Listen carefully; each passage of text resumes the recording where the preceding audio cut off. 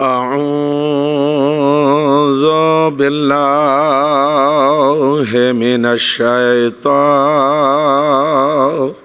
الرجيم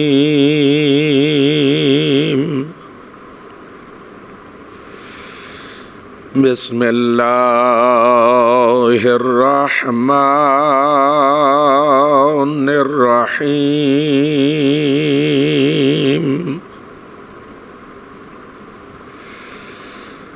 الحمد لله رب العالمين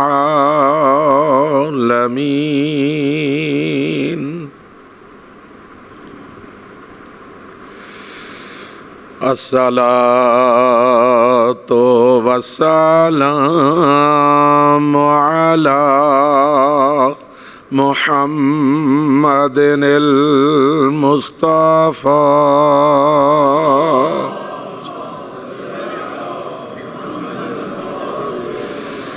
وعلى علي المرتضى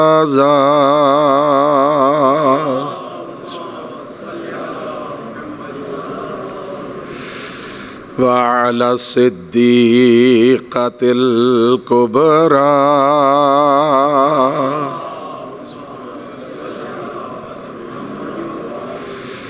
وعلى الحسن المجتبى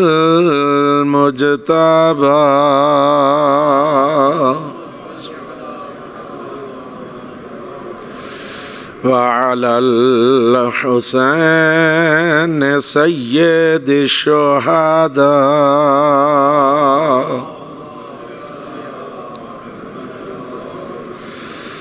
وعلى آله الطيبين الطاهرين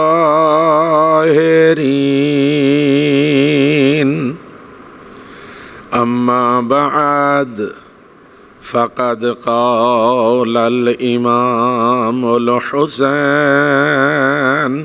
عليه السلام قبل ودائه من الخيام هل من ناصر ينصرنا صلوات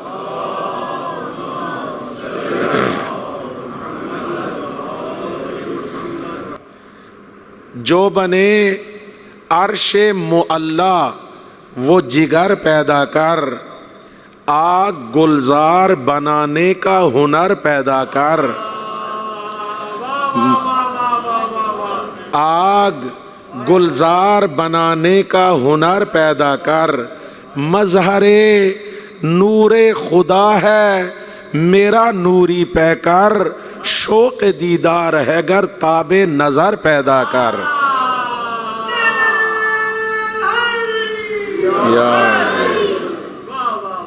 شوق دیدار ہے گر تاب نظر پیدا کر۔ درود پڑھ لیجئے محمد و آل محمد پہ۔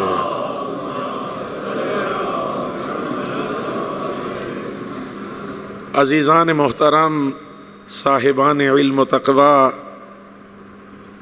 نصرت امام ایک ایسا موضوع ہے جو ثابت شدہ ہے، اور ہم نے اس پورے عشرے میں قرآن کریم کے دلائل بھی پیش کیے، ائمہ اطہار کی روایات بھی پیش کیں، سیرت ائمہ اطہار پیش کی۔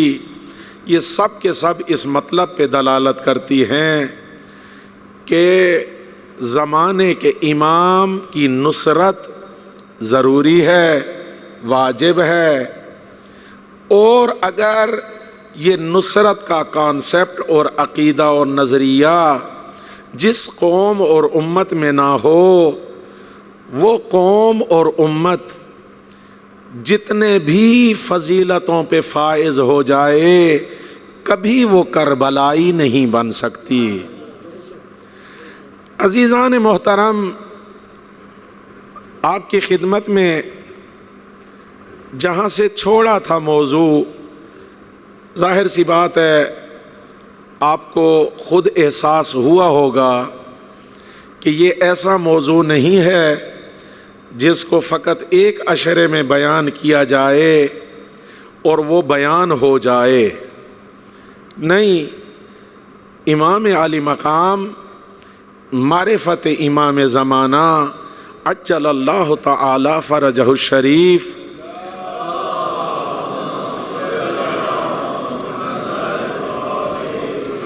ایک ایسا موضوع ہے کہ جس پہ کثرت سے گفتگو کی جانی چاہیے۔ علماء تشریف لائیں، بزرگان اس موضوع پہ گفتگو فرمائیں، اور حق بنتا ہے کہ علماء ہی گفتگو کریں۔ دیکھیں نا، ایک نااہل آدمی اگر امام کے حوالے سے گفتگو کرے گا تو وہ اپنی نااہلی ہی ثابت کرے گا۔ وہ لوگوں کو امام کے نام پہ مصروف تو رکھ سکتا ہے لیکن لوگوں کی ہدایت نہیں کر سکتا، امام کی معرفت نہیں بانٹ سکتا۔ لہذا علماء دین کا حق بنتا ہے کہ وہ زمانے کے امام کے حوالے سے گفتگو کریں۔ مومنین کا حق بنتا ہے کہ وہ اہتمام کریں۔ جب کسی کو دعوت دیتے ہیں تو پہلے سے ان کو ان کی خدمت میں عرض کریں کہ آپ امام کے حوالے سے گفتگو فرمائیں۔ دیکھیں نا عزیزان محترم، ہماری سوسائٹی میں پہلے تو ہوتی نہیں ہے بات، اگر کوئی کرتا بھی ہے چونکہ وہ اہل نہیں ہے لہذا ایسی باتیں چھیڑتا ہے، وہ دروازے کھولنے کی کوشش کرتا ہے جو دروازے خود امام نے اپنے ہاتھوں سے بند کیے ہیں۔ مثلا زمانہ غیبت میں امام سے ملاقات، یہ وہ دروازہ ہے جو امام علی مقام نے اپنے پاک ہاتھوں سے بند کیا ہے۔ توجہ ہے یا نہیں ہے؟ یہ جو ملاقات ہے کوئی دعویٰ نہیں کر سکتا۔ کہاں بند کیا ہے؟ جی آخری خط۔ ماشاءاللہ جو مومنین زیارات پہ گئے ہوئے ہیں، آپ تمام گئے ہیں کربلا میں نہر الکما کے پاس ایک مقام ہے جہاں 2 رکعت نماز جا کے آپ پڑھتے ہیں، اور اس کا نام ہے مقام صاحب الزمان۔ اس کی ہسٹری یہ ہے، وہ آخری خط جو نائب خاص چوتھے نائب خاص کو جناب علی ابن محمد سمری کو جو خط امام کی طرف سے ملا تھا، اسی جگہ پہ ملا تھا، اسی مقام پہ امام کا خط ملا تھا۔ لہذا مومنوں نے اس خط کی یادگار کے طور پہ اس پوری جگہ کو مقام صاحب الزمان قرار دے دیا۔ اس خط میں واضح طور پہ امام فرماتے ہیں، اے علی ابن محمد سمری، اللہ تعالیٰ آپ کے بھائیوں کو آپ کی رحلت پہ صبر عطا کرے۔ آپ کو 6 دن کا وقت ہے، تمام امور سنبھال سمیٹ لو، اس کے بعد زمانہ غیبت کبریٰ کا آغاز ہو جائے گا، اور خبردار اپنے بعد کسی کو نامینیٹ نہیں کرنا۔ اس کے بعد نیابت ہے لیکن نیابت عامہ کا دور ہے، نیابت خاصہ کا دور نہیں ہے۔ وَمَن يُدَّعِ اور اس کے بعد جو بھی دعویٰ کرے گا ملاقات کا، مولا فرماتے ہیں الا وہو کذاب، وہ کذاب ہوگا، وہ صادق نہیں ہوگا، کیونکہ اس سے گمراہی پھیلتی ہے۔ اگر کسی کو پتہ چل جائے فلاں آدمی امام سے ملاقات کرتا ہے، لوگ امام کو چھوڑ کے اس کی طرف چلے جائیں گے، لوگ سب کچھ چھوڑ کے، دین چھوڑ کے، جیسے ہمارے ہاں ہے، تھوڑا سا پتہ چل جائے فلاں پیر بڑا پہنچا ہوا ہے، توسل چھوڑ دیتے ہیں، دعا چھوڑ دیتے ہیں، سب کچھ چھوڑ کے اس کی طرف چلے جاتے ہیں. نہیں، یہ وہ دروازہ ہے جو امام نے خود بند کیا ہے. لیکن آپ دیکھیں پاکستان کے اندر بھی ایسے لوگ ہیں، جیسے کہ ایران میں بھی تھے، شاید ابھی بھی ہوں گے ایران میں. پاکستان میں پہلے جمن شاہی تھے جو کہتے تھے امام کا ظہور اصغر ہو چکا ہے. اب میں ادھر، اب ظاہر سی بات ہے اس میں کئی گفتگویں ہیں. دیکھیے کچھ موضوعات ایسے ہیں امام عالی مقام کے جو واقعاً ڈسکس ہونے چاہیے. ہم نے اس عشرے میں کوشش کی کہ انتظار کے موضوع پہ زیادہ سے زیادہ گفتگو کی جائے. ایک منتظر کو کیسا ہونا چاہیے، اور یہ جو فلسفہ انتظار ہے وہ کوشش کی ہے آپ تک پہنچانے کی. ظہور یہ ایک علیحدہ موضوع ہے جس پہ گفتگو ہونی چاہیے. غیبت امام، اس کا کیا کانسیپٹ ہے؟ امام غائب کے فوائد تو آپ نے سنے ہوں گے. جیسے کل بھی میں نے حبیب صاحب کے گھر میں وہ روایت پیش کی تھی کہ جو جناب سلیمان ابن اعمش نے روایت کی امام صادق علیہ الصلوۃ والسلام سے.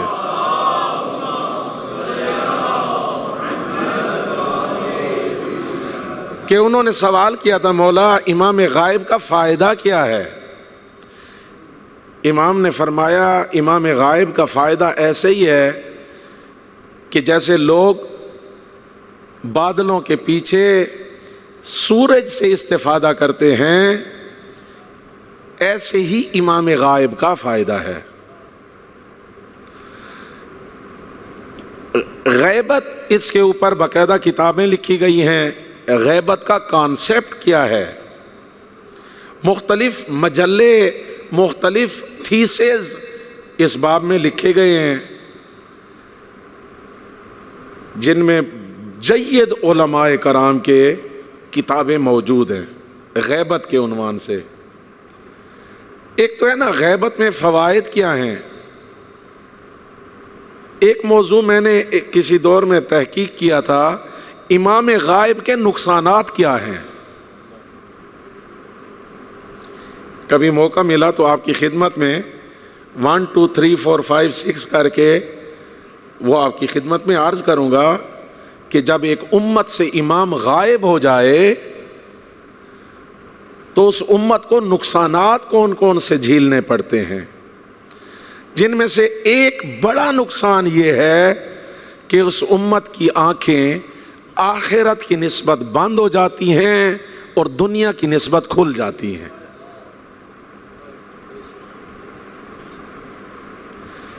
اہداف، دوسرا نقصان، اہداف اس امت کے چھوٹے چھوٹے ہو جاتے ہیں.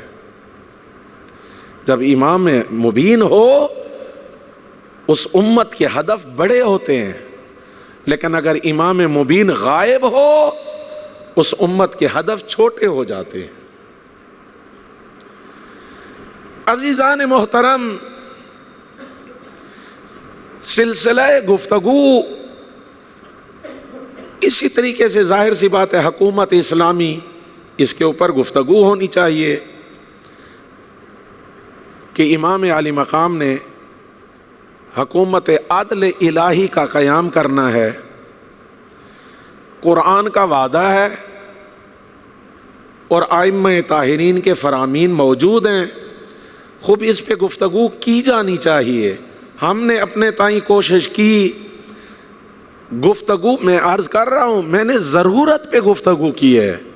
جو دلائل دیے وہ اس مقصد پہ دیے کہ ضرورت ہے امام معصوم کی حکومت سے پہلے نائب عام غیر معصوم کی حکومت. اور اس کی ضرورت کس لیے ہے؟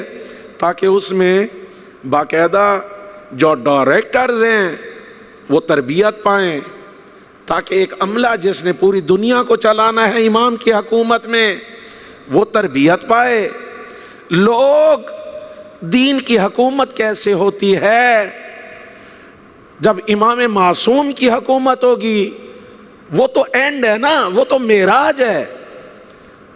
ایک غیر معصوم کی، فقیہ جامع الشرائط کی حکومت کیسی ہوتی ہے؟ اس کی حکومت میں رہتے ہوئے تھوڑا سا ان کو احساس ہو کہ دین کی حکومت کیسی ہوتی ہے۔ آج ہمیں احساس نہیں ہے چونکہ پاکستان میں دین کی حکومت نہیں ہے۔ کب ہوگا؟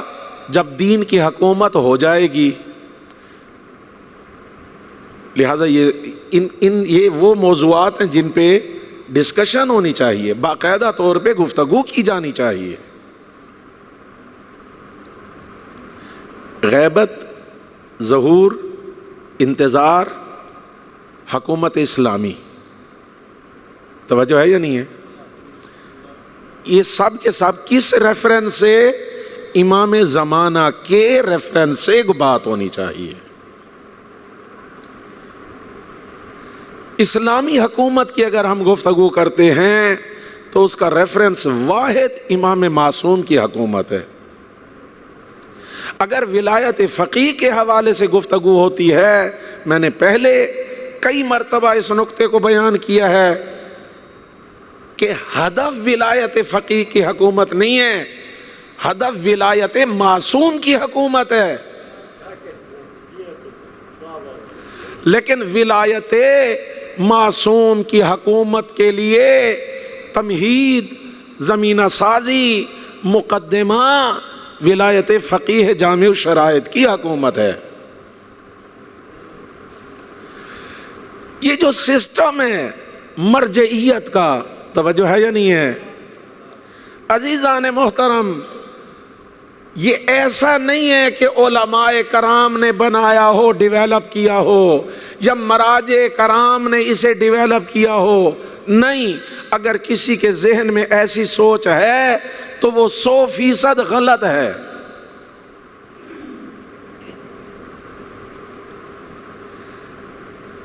چونکہ کئی ایک سوالات آ رہے ہوتے ہیں اس موضوع پہ، تو میں کوشش کر رہا ہوں ان سوالات کو، ان کے جواب دینے کی، تاکہ اگر کسی کے ذہن میں کوئی ایسا سوال پیدا ہوتا ہے تو آج چونکہ آخری گفتگو ہے تو اس کو جواب ملنا چاہیے۔ یہ جو مرجعیت کا نظام ہے، چند جملے میں اس پہ بولنا چاہتا ہوں۔ بلند آواز سے درود پڑھیے محمد و آل محمد۔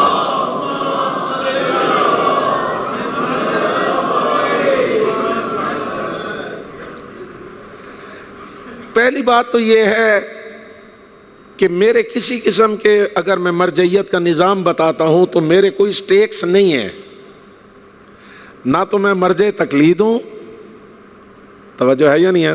تھوڑا تھوڑا بولیں گے ہاں۔ نہ تو میں مرجع ہوں، نہ کسی مرجع کا نمائندہ ہوں، نہ کسی سے کوئی تعلق ہے۔ ہاں، جیسے ہر مومن کا اپنے مرجع تقلید سے ہے، وہ میرا بھی ہے، اور اس سے زیادہ نہیں ہے۔ سٹیکس نہیں ہے۔ بیان کرنے کا مقصد کیا ہے؟ مومنین کی ہدایت، مومنین کی رہنمائی۔ چونکہ اس وقت بڑا اٹیک کیا جا رہا ہے مرجعیت کے اوپر۔ مرجعیت کو باقاعدہ طور پہ جو ہمیں قبلہ صاحب موجود ہیں، جو ہمیں ملتا ہے کتابوں میں، امام محمد باقر علیہ السلام اور امام صادق علیہ السلام نے باقاعدہ طور پہ اس کا مرجعیت کا آغاز ان دو ائمہ نے اپنے دور سے کیا۔ ان کے دور میں جناب محمد ابن مسلم، زرارہ بن اعین، ابان ابن تغلب، یہ وہ بزرگان ہیں، اصحاب کرام، توجہ ہے یا نہیں ہے؟ اصحاب اجماع بھی ان کو کہا جاتا ہے، جن کو آئمہ نے پہلے تعلیم دیا، فقیہ بنایا، پھر ایک ایک علاقے میں اپوائنٹ کیا، آپ فلاں جگہ چلے جاؤ، اور اس علاقے کے مومنین کو کہا آپ کو کوئی شرعی مسئلہ درپیش ہو تو بجائے میرے پاس آنے کے ان کے پاس جانا، یہ جو بیان کریں گے امام صادق کا وہی حکم ہوگا۔ توجہ ہے یا نہیں ہے؟ یہ ایک پورا نظام ہے۔ امام عالی مقام نے یہ سب کچھ بیان فرمایا۔ اب میرا موضوع نہیں ہے کہ میں اس موضوع پہ رک کے بہت کچھ بیان کروں، وگرنہ کیا خوبصورت فرمان ہے صادق آل محمد علیہ الصلوۃ والسلام کا۔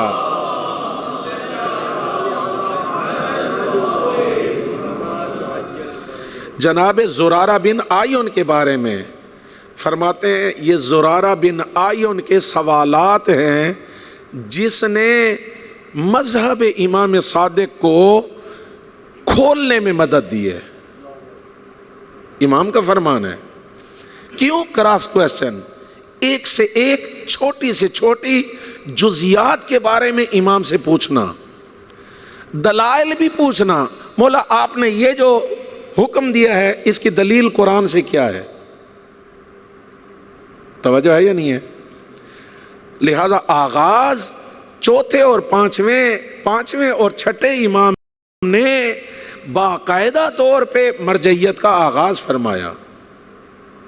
البتہ وہ عالمی نہیں تھی، علاقائی تھی، اور یہی سلسلہ چلتے چلتے امام ہادی علیہ الصلوۃ والسلام کے دور تک آیا۔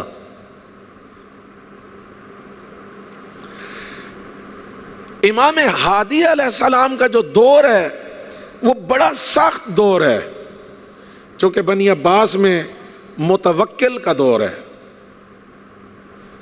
متوکل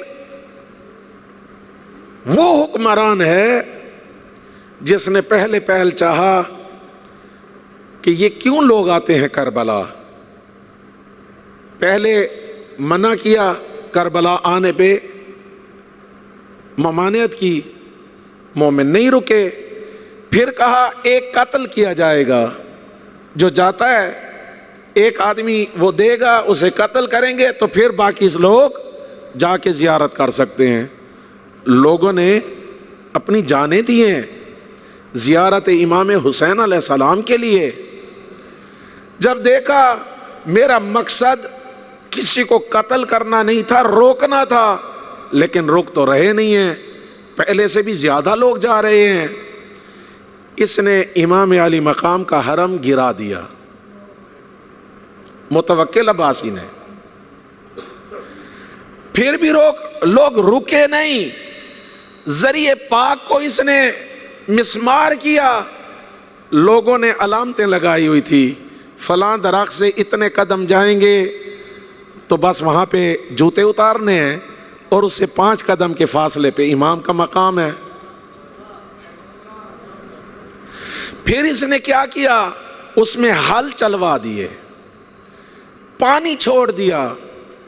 اب آپ خود اندازہ لگائیں 1 منٹ کے لیے، امام شہید کی نسبت اس قدر جو ظالم ہے، اپنے زمانے کے امام کی نسبت کس قدر ظالم ہوگا؟ امام ہادی علیہ السلام کی نسبت۔ یہ مرجعیت تھی جو آئمہ نے اپنے دور میں ڈیویلپ کی تھی، اور اسی مرجعیت کے ذریعے مومنین کی ہدایت کا وظیفہ ادا کرتے تھے۔ ایک واقعہ ہمیں ملتا ہے امام ہادی کے دور کا۔ رے آپ کو پتہ ہے، پہلے جو خراسان کی یہ جو بہت بڑی ایران کی جو تھی، اس کا جو مین دارالحکومت تھا وہ رے ہوتا تھا۔ رے سے ایک آدمی آیا امام ہادی علیہ الصلوۃ والسلام کی خدمت میں۔ امام نے فرمایا کس لیے آئے ہو؟ کہا مولا میرے پاس وجوہات شرعیہ ہیں، خمس ہے. میں نے کہا آپ کی زیارت بھی کروں گا اور وہ آپ کو دے دوں گا. مولا ناراحت ہوئے. امام نے فرمایا جب شاہ عبد العظیم حسنی تمہارے بیچ میں موجود ہے تو میرے پاس کیوں آئے ہو؟ تم نے اپنی جان کو بھی خطرے میں ڈالا ہے، تم نے میری جان کو بھی خطرے میں ڈالا ہے. عزیزان محترم، یہ ایک پورا نظام ہے. جو مراجع کرام ہوتے ہیں، آپ کو یقین ہونا چاہیے کہ جو مرجع تقلید ہوتا ہے وہ ڈائریکٹ امام کے رابطے میں ہوتا ہے.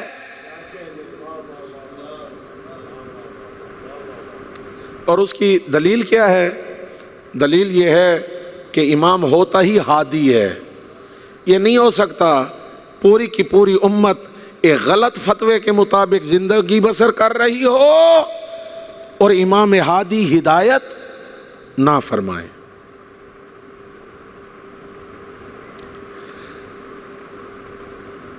عزیزان محترم، ایک چھوٹا سا واقعہ.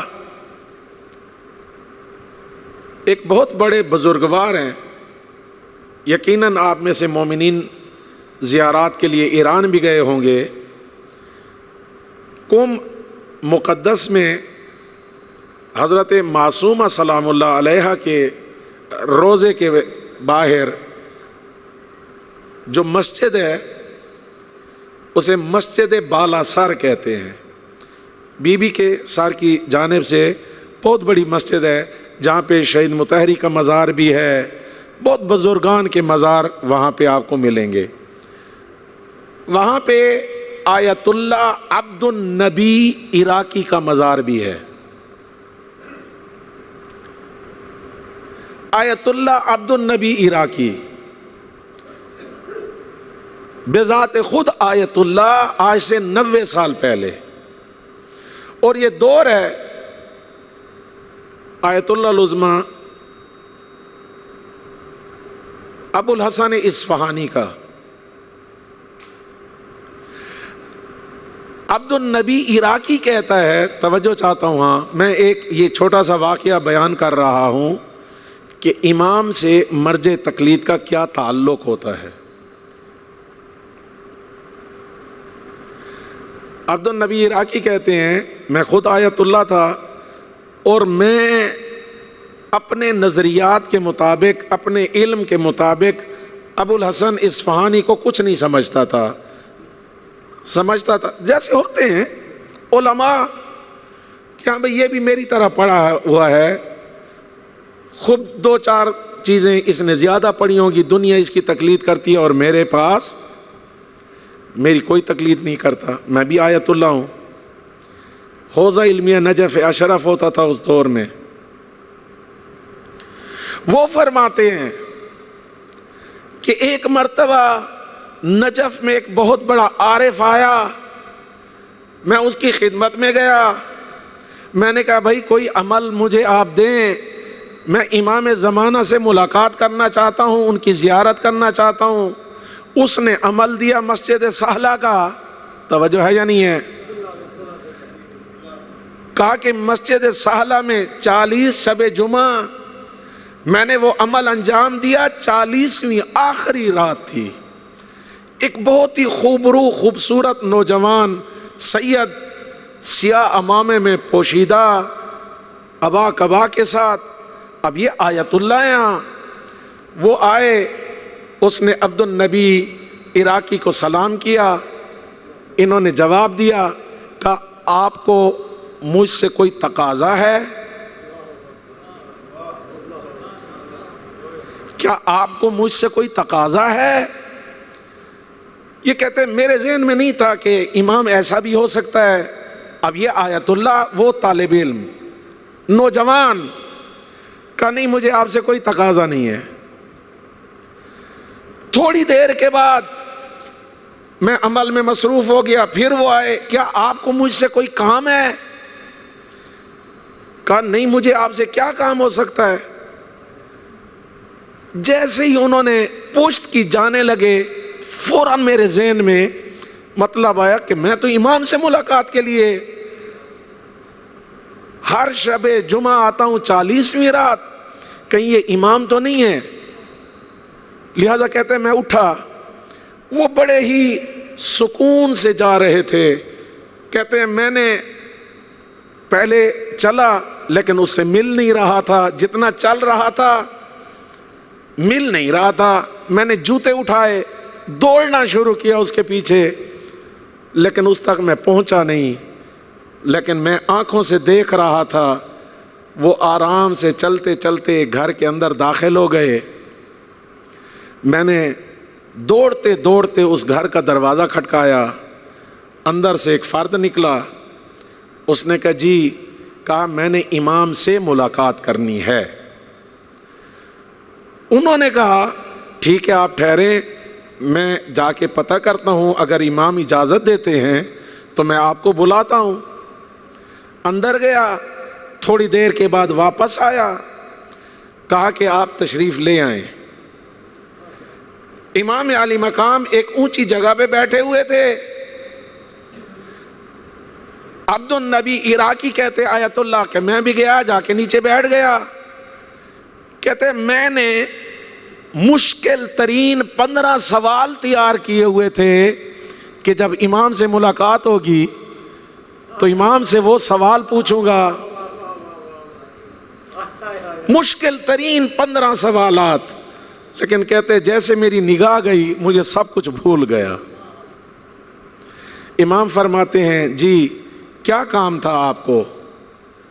کہتے میں سوچتا رہ گیا کہ مجھے کیا کام تھا، وہ سوالات جو میں نے سوچے ہوئے تھے وہ بھی میرے ذہن سے نکل گئے، میں خاموش بیٹھا رہا، میں نے کہا مجھے بھول گیا۔ کہا اچھا چلو ٹھیک ہے، کہا اجازت ہے؟ عبد النبی نے امام سے کہا، امام نے کہا ہاں جاؤ۔ کہتے جیسے میں گھر سے باہر نکلا، تھوڑا سا آگے گیا تھا، وہ 15 کے 15 سوال دوبارہ میرے ذہن میں آ گئے۔ پھر میں دوڑا پیچھے، میں نے کہا اب جا کر پوچھتا ہوں، زیادہ وقت نہیں گزرا، دروازہ کھٹکایا، وہ شخص باہر نکلا، کہا میں نے امام سے ملاقات کرنی ہے۔ اس نے کہا امام تو یہاں سے تشریف لے جا چکے ہیں۔ کہتے میں نے کہا آپ جھوٹ بول رہے ہیں، ابھی تو میں امام کی زیارت کر کے نکلا ہوں۔ کہا عبد خدا اگر میں جھوٹ بولتا تو کیا میں یہاں پہ ہوتا؟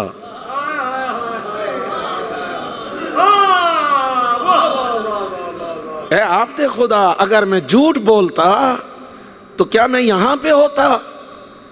امام اس وقت موجود نہیں ہے، لیکن نائب امام موجود ہیں، اگر آپ چاہتے ہو تو آپ کو اس سے ملاقات کرا دیتا ہوں۔ کہا چلیں مجھے نائب امام سے ملاقات کرا دیں۔ عبد النبی عراقی کہتے ہیں جیسے میں گھر میں داخل ہوا، جہاں پہ امام تشریف فرما تھے اسی جگہ پہ آیت اللہ العظمی سید ابو الحسن اصفہانی تشریف فرما تھے۔ توجہ ہے یا نہیں ہے؟ کہا میں نے وہ 15 سوالات ان کے سامنے رکھے، انہوں نے پورے دلائل کے ساتھ مجھے مطمئن کر کے جواب دیا۔ کہتے جواب لے کے بڑا اطمینان بخش میں باہر نکلا، میرے ذہن میں شیطان نے وسوسہ ایجاد کیا۔ وسوسہ یہ آیا کہ یہ تو اپنے شکل تو یہی ہے، کیا پتہ یہی امام زمانہ ہو۔ سید ابو الحسن اصفہانی باہر نکلے، میں نے کہا جی میرے کچھ سوالات ہیں، انہوں نے کہا ابھی تو پوچھ کے گئے ہو۔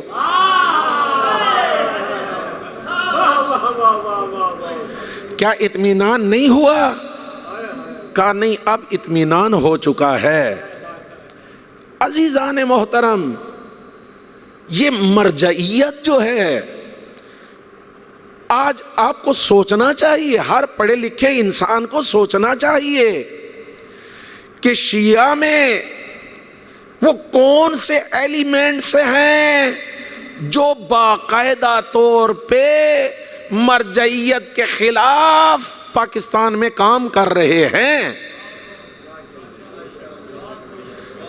یہ ایک سوال. دوسرا سوال، ان کے سٹیکس کیا ہیں؟ ان کے سٹیکس کیا ہیں؟ یہ کس سے وابستہ لوگ ہیں؟ ان کا مقصد کیا ہے؟ دیکھیں، میں نے پہلے دن سے آپ کو عرض کیا، سیاست کی مثال دیتا ہوں، سیاست پہ گفتگو نہیں کرتا. اس دور کے طاغوت نے دو جگہ پہ مرجعیت سے خوب پٹا ہے.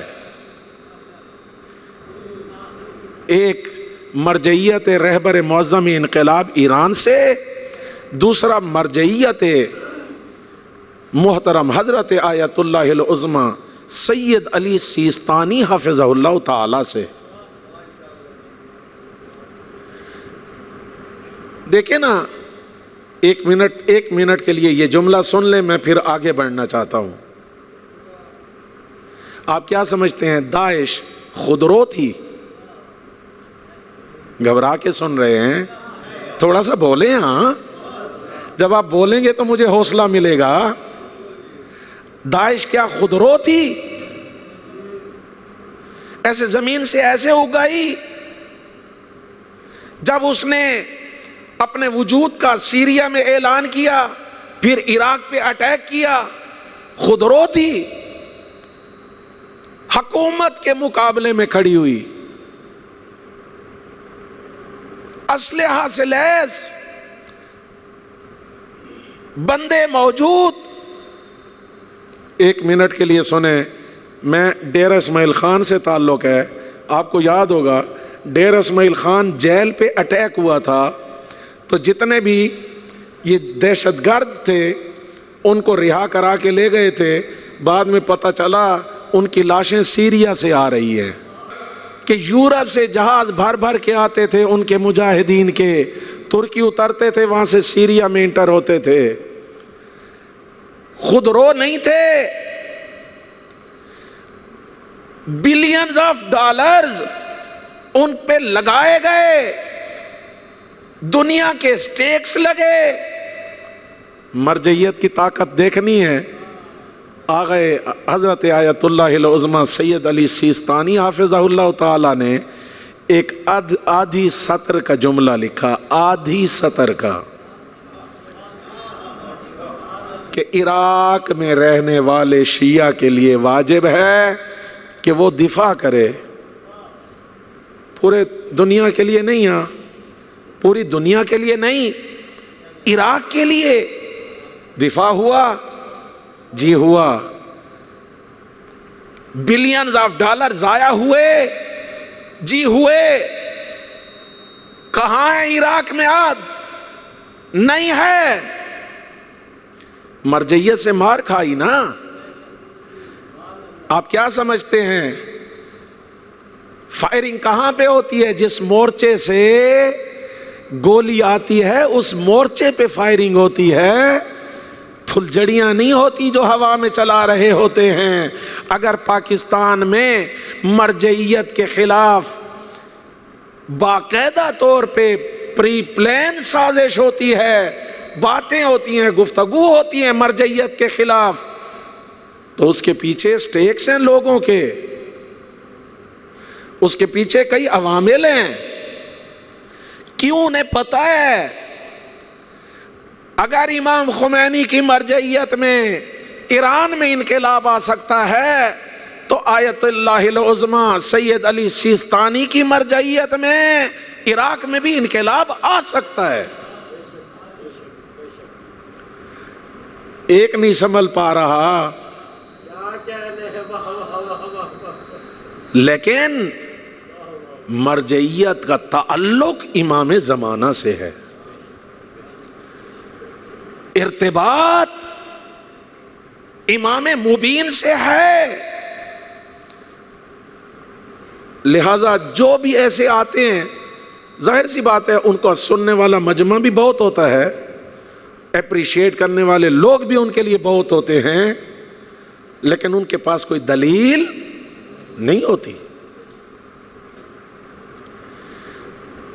پاکستان میں مرجعیت کے خلاف باقاعدہ طور پہ کام ہو رہا ہے، پہلے بھی ہوتا رہا، اب بھی ہو رہا ہے، بعد میں بھی ہوگا۔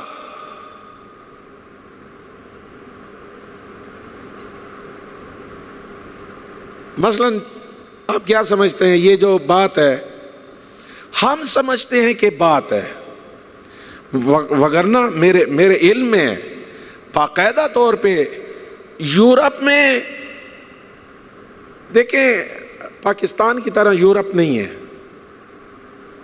وہاں پہ باقاعدہ طور پہ جب کوئی کام کرتے ہیں تو اس کے لیے باقاعدہ اکیڈمک کام ہوتا ہے، ریسرچ ورک ہوتا ہے، ریسرچ ورک کے نتیجے میں بجٹ ایلوکیٹ ہوتا ہے، بجٹ رکھنے کے بعد باقاعدہ طور پہ اس پہ کام کیا جاتا ہے۔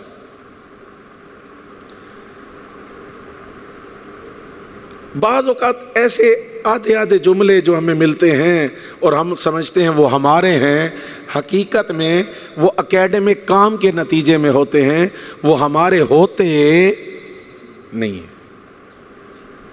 اگر اس بات کو آپ نے اچھی طرح سے درک کرنا ہے، سمجھنا ہے، تو اس وقت جو پاکستان کے اندر پاکستان آرمی کے خلاف جو کام ہو رہا ہے، آپ کیا سمجھتے ہیں؟ چند لوگ ہیں جو پاکستان آرمی کے خلاف کام کر رہے ہیں؟ نہیں، اکیڈمک کام ہو رہا ہے، اس کے پیچھے دشمن ہے۔ یہ پاکستان کے مفاد میں کسی صورت میں نہیں ہے کہ پاک آرمی کے خلاف کوئی اس طریقے سے غلیظ پروپیگنڈا کیا جائے۔ اس کا نتیجہ کیا آئے گا؟ پاک آرمی سے عوام کا فاصلہ ہو جائے، بس پھر نہ عوام رہے گی نہ پاک آرمی رہے گی۔ یہ پیچھے کام ہوتا ہے، آپ یقین کریں، پیچھے اکیڈمک کام ہوتا ہے۔ میں بذات خود دبئی میں پڑھ رہا تھا، جعفلیہ میں، ایسے عالم سے ملا ہوں جو یورپ سے پڑھنے کے لیے آیا، معمم بہترین انگلش میں گفتگو کرتا ہے، سید بہترین امامہ، چونکہ میں بھی وہیں پہ رہ رہا تھا تو وہ مجھ سے ملاقات کرانے کے لیے لے آئے۔ جب ہم نے بات کی تو اس نے کہا کہ جناب میں پی ایچ ڈی کر رہا ہوں۔ میں نے کہا ماشاءاللہ، بڑی اچھی بات ہے، میرا کام بھی تحقیقی ہے، میں بھی تحقیقات کرتا ہوں، لکھتا ہوں۔ تو آپ کا موضوع کیا ہے؟ اس نے اپنا موضوع بتایا۔ پھر میں نے اس سے پوچھا کیا کسی حوزے میں آپ یہ ریسرچ کر رہے ہیں؟ کہا نہیں، اکیڈمی ہے یو کے میں۔ استاد کون ہے؟ یہودی۔ استاد یہودی کس پہ کام کر رہا تھا؟ مہدویت کے اوپر۔ استاد یہودی تھیسس لکھ رہا ہے کس پہ؟ مہدویت پہ۔ اور اس کو یقین جانے مذہب آل محمد کی الف بے بھی نہیں آتی تھی۔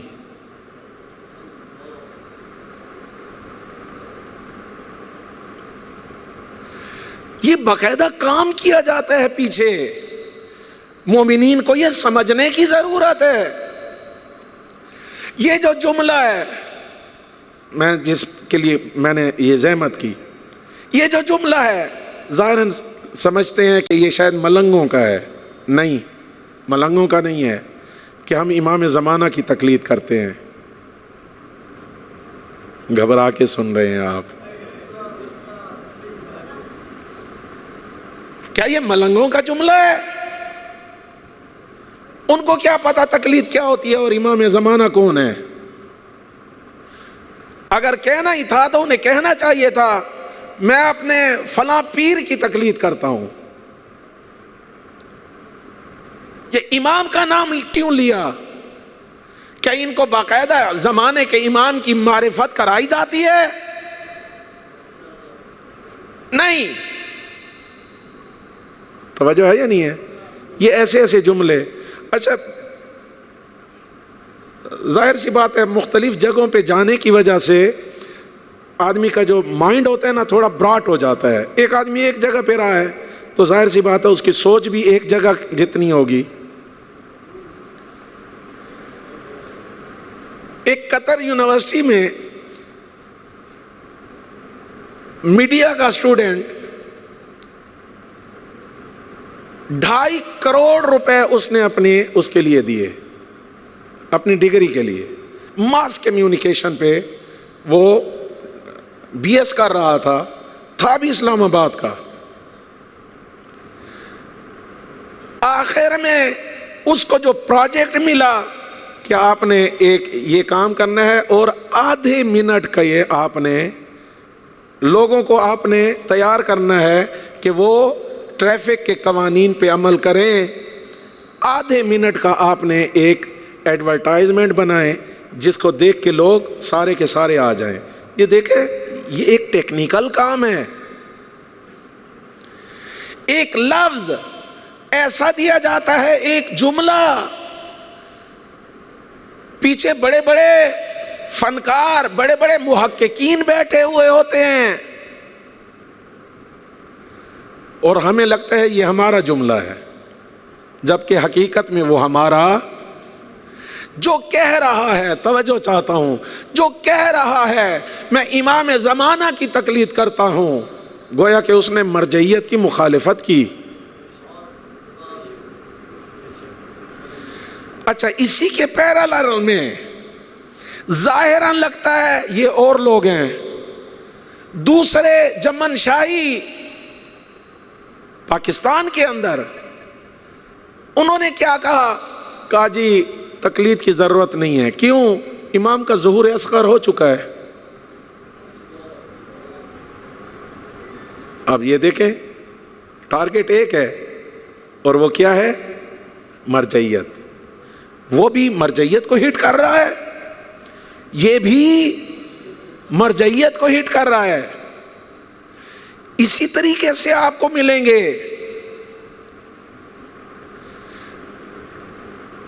مثلاً ایک جملہ ایک اور بھی لے لیں جو باقاعدہ بڑی تحقیقات کے بعد بڑی ریسرچ ورک کے بعد مومنین کی زبان پہ جاری کیا گیا اور آج ہر ایک کی زبان پہ وہ جاری ہے, لیکن وہ مومن کا جملہ نہیں ہو سکتا.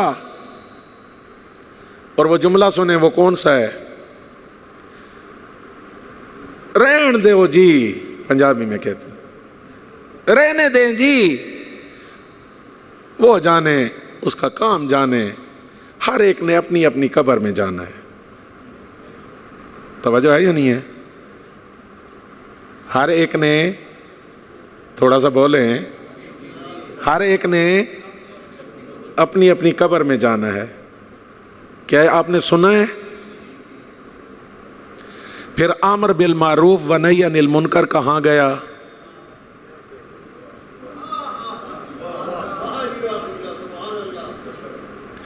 قرآن کہتا ہے قو انفسکم و اہلیکم, تم بچاؤ اپنے آپ کو بھی اور اپنے اہل و عیال کو بھی. اگر اپنی اپنی قبر میں جانا ہے تو پھر اہل و عیال کہاں سے آ گئے؟ پوری کی پوری تحریک کربلا کو اس ایک جملے نے تہس نہس کر دیا.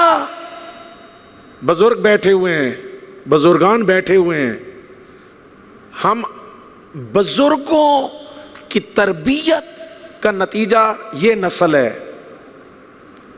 توجہ ہے یا نہیں ہے؟ کون سے بزرگ؟ جو کسی بات کو چھوڑتے نہیں تھے, جو امر کرتے تھے, جو نہیں کرتے تھے, جو کہتے تھے یہ کرو اور یہ نہ کرو. ایسی بزرگوں کی تربیت آج کی نسل ہے. اور آج جب ہم کہتے ہیں یہ جانے اور اس کا کام جانے، یہ بات نہیں سنتے، ہر بندے نے اپنی قبر میں جانا ہے۔ جو ہماری تربیت یافتہ نسل ہوگی وہ کیسی ہوگی؟ دیکھیں یہ ایک جملہ کس قدر گھروں کو ویران کرتا ہے۔ اس کے پیچھے آپ ایسے اس کو نہ دیکھا کیجئے، اس کے پیچھے باقاعدہ طور پہ کام ہوتا ہے۔ عزیزان محترم،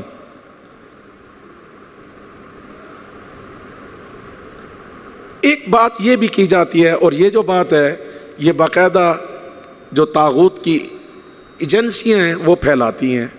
اچھا روایات بھی ہیں، روایات کیا ہیں کہ امام کے ظہور سے پہلے جو بھی علم بلند ہوگا وہ طاغوت کا ہوگا، آپ نے اس کی حمایت نہیں کرنی۔ لہذا ان روایات کو بیس بنا کے کہتے ہیں حکومت اسلامی کے لیے آپ کوشش نہ کریں۔ توجہ ہے یا نہیں ہے؟ کون کہتے ہیں؟ انجمن حجتیہ یہی کہتی ہے، MI6 کے جتنے ایجنٹس ہیں وہ بھی یہی کہتے ہیں۔ بھئی بات ٹھیک ہے، روایات ہیں، لیکن وہ علم جو طاغوت کی طرف دعوت دے وہ تو طاغوت کا ہے، لیکن وہ علم جو زمانے کے امام کی طرف بلائے،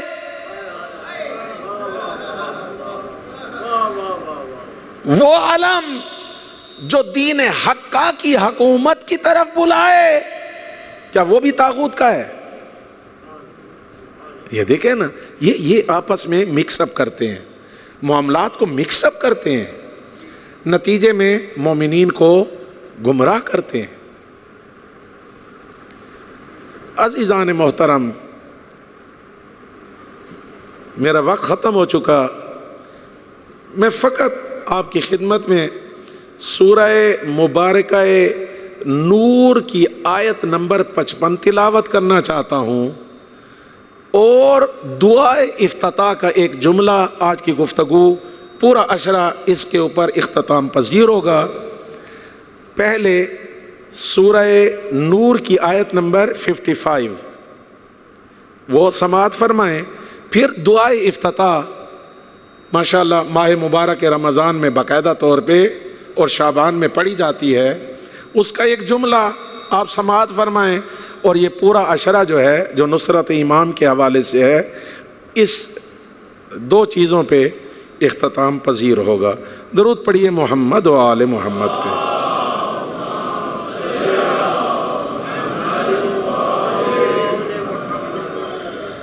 سورہ نور کی آیت نمبر 55 میں خدا کہہ رہا ہے، وعد اللہ الذین آمنوا منکم وعملوا الصالحات، اللہ نے وعدہ کیا ہے الذین آمنوا منکم، جو تم میں سے مومن ہیں، وعملوا الصالحات، اور اعمال صالح انجام دیتے ہیں، ان کے ساتھ اللہ نے وعدہ کیا ہے۔ وعدہ کس نے کیا ہے؟ وعد اللہ، اللہ نے وعدہ کیا ہے کس چیز کا؟ لَيَسْتَخْلِفَنَّهُمْ فِي الْأَرْضِ، کہ خدا انہیں یعنی مومنین جو صالح ہیں ان کو خدا خلافت عطا کرے گا زمین میں۔ یہ خدا نے وعدہ کیا ہے، خدا انہیں حکومت عطا کرے گا زمین میں، كَمَا اسْتَخْلَفَ الَّذِينَ مِن قَبْلِهِمْ، جیسے ان سے پہلے والوں کو خدا نے زمین میں حکومت دی، ان مومنین صالح مومنین کو بھی خدا زمین میں حکومت دے گا، اللہ نے یہ وعدہ دیا ہے۔ وَلَيُمَكِّنَنَّ لَهُمْ دِينَهُمُ الَّذِي ارْتَضَىٰ لَهُمْ، وَلَيُمَكِّنَنَّ، اس کا معنی یہ ہے تمکن، خدا انہیں قدرت عطا کرے گا۔ ایک معنی، مختلف مفسرین نے اس کا معنی، دوسرا خدا انہیں غلبہ عطا کرے گا، یہ دوسرا معنی، تیسرا ان کو پائیداری عطا ہوگی، یہ تیسرا معنی۔ کس کو پائیداری عطا ہوگی، کس کو غلبہ عطا ہوگا؟ دینہم الذی ارتضی لہم، یہ بہت قیمتی ہے۔ اس کا ترجمہ کرنے سے پہلے میں آپ کو غدیر کے بعد جو آیت نازل ہوئی تھی نا، اس کی تلاوت کرنا چاہتا ہوں۔ جب اعلان ولایت ہو گیا، اس کے بعد پروردگار کی آیت نازل ہوئی، الیوم اکملت لکم دینکم واتممت علیکم نعمتی ورضیت لکم الاسلام دینا۔ آج میں راضی ہوگا، ورضیت، میں راضی ہو گیا، آج میں راضی ہو گیا، آج دین کامل ہو گیا، آج نعمت مکمل ہو گئی، آج میں راضی ہو گیا۔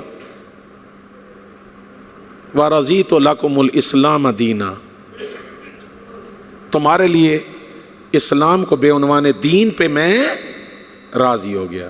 یعنی خدا کس اسلام پہ راضی ہے؟ جس میں ولایت امیر المومنین ہے، اس اسلام پہ خدا راضی ہے۔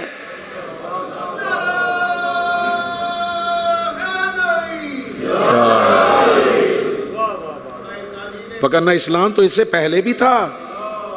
اللہم صلی علی محمد،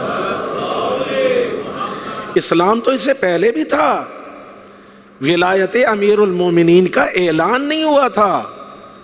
خدا کس اسلام پہ راضی ہے؟ جس میں ولایت امیر المومنین ہے۔ اور یہاں پہ خدا کیا کہہ رہا ہے؟ وَلَا يُمَكِّنَنَّ لَهُمْ، ہم انہیں غلبہ عطا کریں گے۔ کنہیں؟ دینہم، ان کے دین کو غلبہ عطا کریں گے، فرد کو نہیں۔ غلبہ عطا کریں گے کسے؟ دینہم، ان کے دین کو۔ کون سا دین؟ الذی ارتضی لہم، وہ جس پہ وہ راضی ہے۔ کیا کہنا ہے؟ واہ واہ واہ واہ واہ واہ، توجہ ہے یا نہیں ہے؟ کس دین کو غلبہ ملے گا؟ جس پہ وہ راضی ہے، یعنی جس میں ولایت امیر المومنین ہے، غلبہ اسے ملے گا۔ یہ قرآن کریم کی آیت ہے۔ اور اس کے بعد خدا نے کیا کہا؟ وَلَا يُبَدِّلَنَّهُمْ مِن بَعْدِ خَوْفِهِمْ أَمْنًا، اور یقیناً خوف کے بعد انہیں امن میں تبدیلی آ جائے گی۔ خدا نے کہا یعبدوننی، پس انہیں میری عبادت کرنی چاہیے، لا یشرکون بی شیئا، اور میرے ساتھ کسی کو شریک نہیں ٹھہرانا چاہیے۔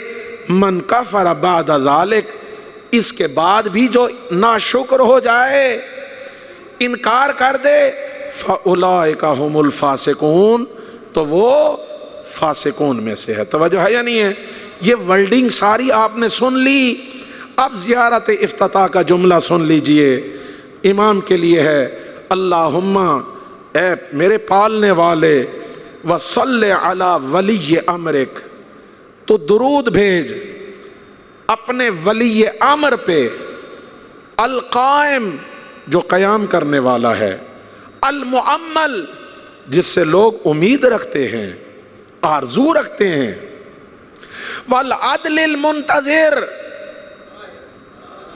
وہ جو عادل، دنیا کو عدل و انصاف سے بھرے گا، دنیا انتظار میں ہے، وَحُفَّهُ بِمَلَائِكَتِكَ الْمُقَرَّبِينَ، اور اس کے ارد گرد ملائکہ مقربین کو قرار دے، وَأَيِّدْهُ بِرُوحِ الْقُدْسِ، اور اسے تائید کر، روح القدس کی اسے تائید عطا کر، یا رب العالمین، اے عالمین کے رب، اللہم اجعلہ الداعی الی کتابک، پالنے والے اسے تو قرار دے امام زمانہ کو، کیا الداعی الی کتابک، جو تیری کتاب کی طرف بلانے والا ہو، والقائم بدینک، جو تیرے دین کے ساتھ قیام کرنے والا ہو، استخلفہ فی الارض، تو اسے ویسی حکومت زمین میں عطا کر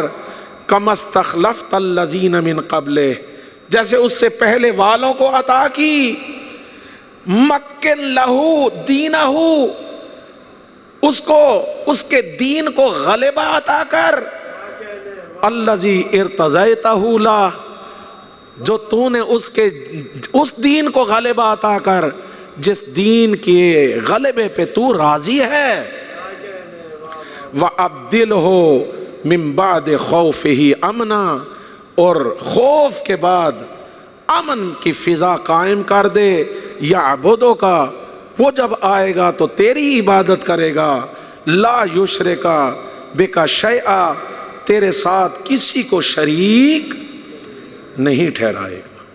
لبیک یا مہدی، لبیک یا مہدی، لبیک یا مہدی، لبیک یا مہدی، لبیک یا مہدی، لبیک یا مہدی، حیدری، یا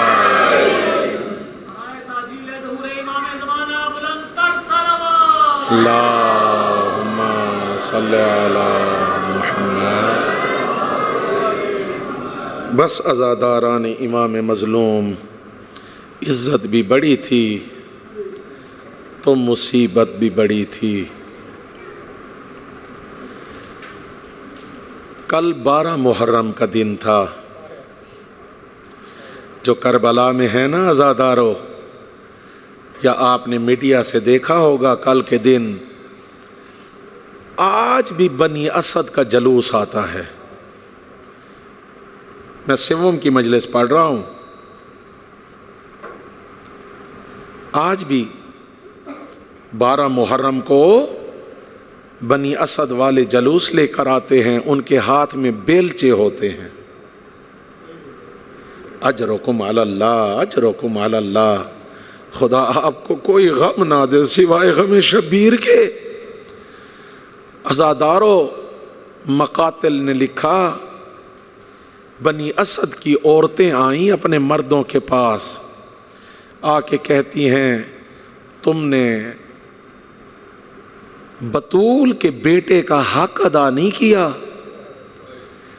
وہ بلاتا رہا، تم نے اس کی مدد نہیں کی، اگر نہیں کر سکے کم سے کم اتنا تو کرو، ان کے لاشیں بے گور و کفن پڑے ہوئے ہیں، جا کے ہم تو مستورات ہیں، تم مردو کیا منہ دکھاؤ گے رسول اللہ کو، کہ اگر رسول اللہ نے پوچھ لیا میرا لال 3 دن تک خاک کربلا پہ پڑا رہا، تم میں سے کوئی بھی نہیں آیا، اجرکم علی اللہ، اجرکم علی اللہ۔ اس عشرے کا آخری پرسہ ہے عزادارو،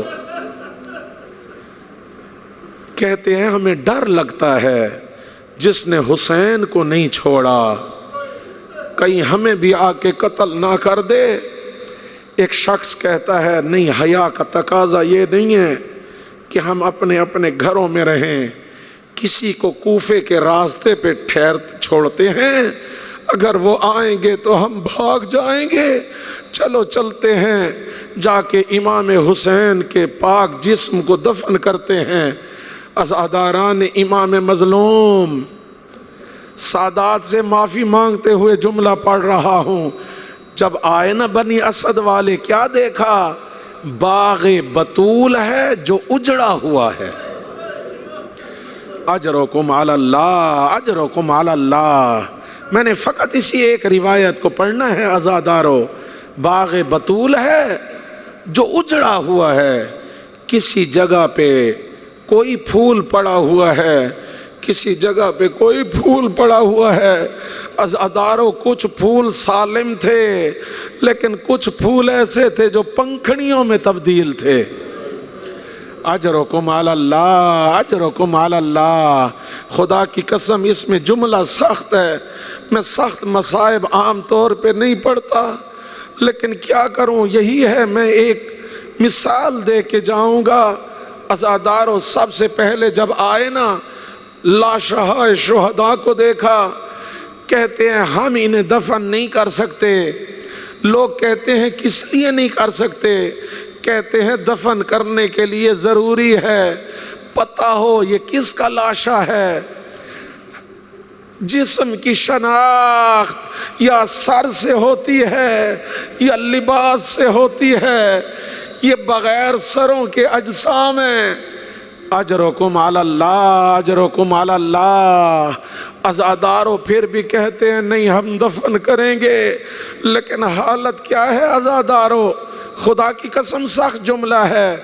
جس پنکھڑی پہ ہاتھ ڈالتے ہیں نا، وہ پنکھڑی تو ہاتھ میں آ جاتی ہے حسین کی، باقی پھول زمین پہ پڑا رہتا ہے۔ اجرکم علی اللہ، اجرکم علی اللہ۔ عزاداروں یہ سوچ رہے تھے، اتنے میں دیکھتے ہیں ایک تیزی سے گھوڑا آیا۔ عزاداروں گھوڑ سوار آیا، چلتے ہوئے گھوڑے سے عزاداروں لاشِ حسین پہ اپنے آپ کو گرا دیا، بوسہ دے کے زیر لب کہا بابا تیرا لال آ گیا، جب گیا تھا تو مجبوری تھی۔ اجرکم علی اللہ، اجرکم علی اللہ۔ عزاداروں گریا کہ یا میرے آقا سید سجاد نے منہ پہ نقاب ہے۔ ایک مرتبہ رونے کے بعد دیکھا نا، بنی اسد کے لوگ نظر آئے۔ میرے آقا فرماتے ہیں تم لوگ یہاں کیا کر رہے ہو؟ کہتے ہیں ہم دفن کرنے کے لیے آئے تھے۔ میرے آقا فرماتے ہیں کیا میرا ساتھ دو گے؟ کہتے ہیں ہاں آپ کا ساتھ دیں گے، لیکن یہ جنازہ اٹھایا نہیں جاتا۔ ہم جس پنکھڑی کو ہاتھ لگاتے ہیں وہ پنکھڑی ہاتھ میں آ جاتی ہے، باقی پھول زمین پہ رہ جاتا ہے۔ اجرکم علی اللہ، اجرکم علی اللہ۔ عزاداروں میرے آقا نے دو بڑی بڑی قبریں پہلے ان سے کھدوائیں۔ کہتے ہیں یہ کس لیے ہے؟ میرے آقا فرماتے ہیں ساری آل بنی ہاشم اس ایک قبر میں ہوگی۔ کہا دوسری بڑی قبر تمام اصحاب اس دوسری قبر میں ہوں گے۔ اجرکم علی اللہ، اجرکم علی اللہ۔ عزاداروں جو میرے مولا حسین کی قبر ہے نا، میرے آقا فرماتے ہیں ذرا سر کی طرف ایک اور قبر کھودو۔ بنی اسد والے کہتے ہیں اے جوان یہ قبر کس لیے؟ کہا یہ حبیب کی قبر ہے۔ اجرکم علی اللہ، اجرکم علی اللہ، اجرکم علی اللہ۔ یہ میرے بابا کے دائیں لشکر کا علمدار تھا، یہ حبیب ابن مظاہر کی قبر ہے۔ عزاداروں میرے آقا سید سجاد نے اپنے بابا کی خود قبر کھودی۔ اجرکم علی اللہ، اجرکم علی اللہ۔ آج کے سووں کے عزاداروں مصائب یہی ہوتے ہیں، جب قبر کھود گئی نا کہتے ہیں اے جوان ہم کیا آپ کی کوئی مدد کر سکتے ہیں؟ میرے آقا فرماتے ہیں سنیں گے مقتل کا جملہ، حل لک من الحصیر، کیا تمہارے پاس کوئی چٹائی ہے؟ اجرکم علی اللہ، اجرکم علی اللہ، اجرکم علی اللہ۔ کیا تمہارے پاس کوئی چٹائی ہے؟ عزاداروں چٹائی لے کے آئے۔ سید سجاد نے بابا کی پنکھڑیاں ایک ایک جگہ سے اٹھا کے برابر کی۔ اجرکم علی اللہ۔ عزادارو کفن نہیں تھا حسین کا، بس یہی چٹائی تھی، اسی کو عزادارو بسم اللہ و باللہ و علی ملت رسول اللہ اللہ اکبر کہہ کے سید سجاد نے اٹھا کے بابا کے پاک جسم کو قبر میں رکھا۔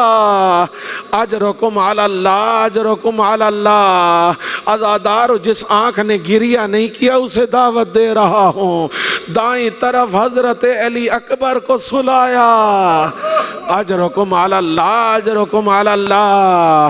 عزادارو بائیں طرف ایک ننھا سا بچہ ہے، 6 مہینے کا علی اصغر، اجرکم علی اللہ۔ سنیں گے مصیبت کا جملہ؟ عزادارو امام حسین کے سینے کے ساتھ علی اصغر کو لگایا، اجرکم علی اللہ۔ عزادارو بنی اسد والے رو کے کہتے ہیں اے جوان، یہ بچہ آپ نے امام کے ساتھ کس لیے دفن کیا؟ عزادارو میرے آقا کی آنکھوں سے آنسو نکل پڑے، کہا جب آخری وقت آیا تھا مجھ سے ودا کرنے کے لیے، مجھے کہا تھا سید سجاد جب میرا لاشا دفن کرنا علی اصغر کو میرے سینے سے لگانا، ماں کو اتنا تو ہوگا میرا لال بابا کے سینے سے لپٹ کے سو رہا ہے۔ اجرکم علی اللہ، اجرکم علی اللہ۔ عزادارو سید سجاد نے مٹی ڈالنا شروع کیا، جب ساری ریت برابر ہو گئی انگشت شہادت سے اس کے اوپر لکھا ایھا الناس ھذا قبر حسین بن علی الذی قتل عطشانا علی شط الفرات۔ او لوگو، یہ حسین ابن علی کا مزار ہے جسے شط فرات پہ پیاسا شہید کر دیا گیا۔ وما علینا الا البلاغ المبین وسیعلم الذین ظلموا ای منقلب ینقلبون۔